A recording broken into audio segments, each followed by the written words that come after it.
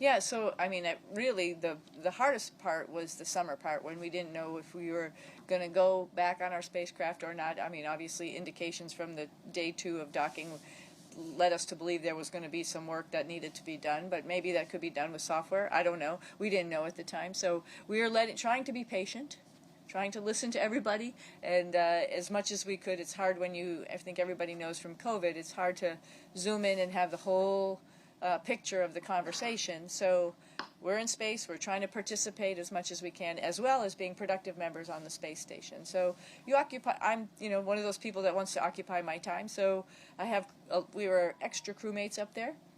We're eating a lot of food.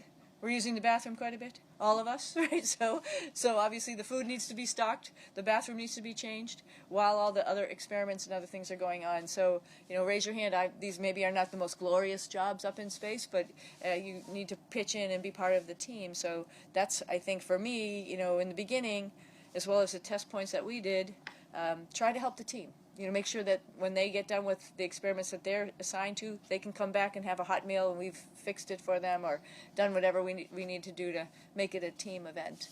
And then as the summer continued on and it was becoming a little more clearer that we probably weren't going home, then it's time to focus on being crew members up there. And it's a team sport.